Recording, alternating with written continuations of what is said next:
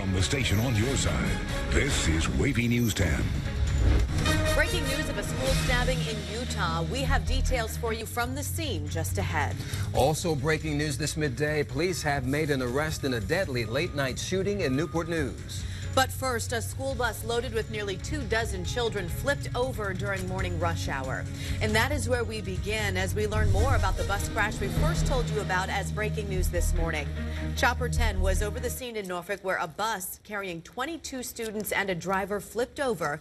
The bus was leaving Granby High School heading to Votech. The scene was at Tidewater Drive and Thole Street near the interstate on-ramp to 64 East. They were told the bus hit the Jersey wall and then flipped on its side. Several students and the driver were taken to local hospitals. And that is where we find 10 on your side's Andy Fox and Aaron Kelly with team coverage. Let's begin, though, with Andy. Andy, what have you learned? Students were taken to DePaul Hospital here and also to Centera Norfolk General. My colleague Aaron Kelly was down there and actually spoke with one of the students who had just checked out of the hospital. Aaron, what do you have for us? Aaron, Andy, thank you very much.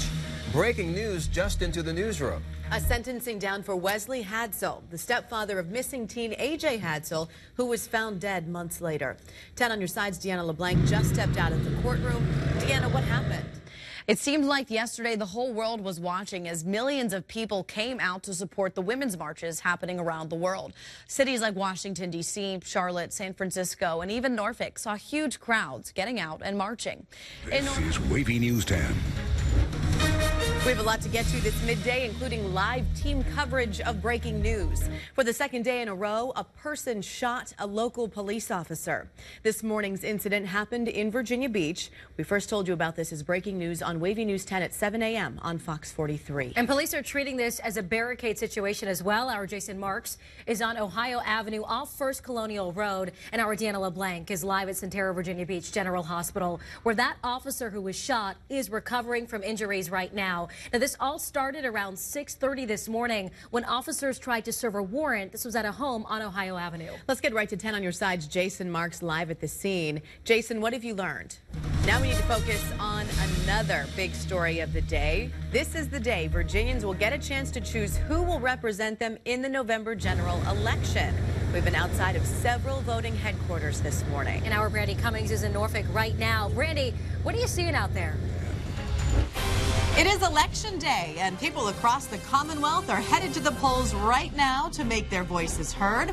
Coming up, we'll show you who cast their vote early this morning ahead of the crowd. Plus, do you know what you need before you head to the ballot box? We have crews across Hampton Roads packed with information you can use before you vote. That's coming up. And also coming up, we are still following developing news about the shooting in Portsmouth that left an officer in critical condition. Our Matt Gregory is coming up with the latest details. We have a lot to get to this midday, and it's the thing, of course, everyone is talking about, the big election. Thank you so much for joining us, everyone. I'm Katie Collette. And I'm Don Roberts. The votes have been rolling in all morning, and people are turning out all over Hampton Roads.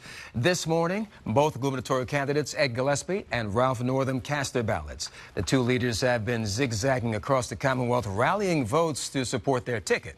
Hampton Roads to cover the election, and right now, 10 your size Lex Gray and Aaron Kelly are at Norfolk, where voters have been trickling in all day. Let's get right to Lex now. And Lex, we know you've been in the East Beach neighborhood area since very early this morning. How has turnout been so far?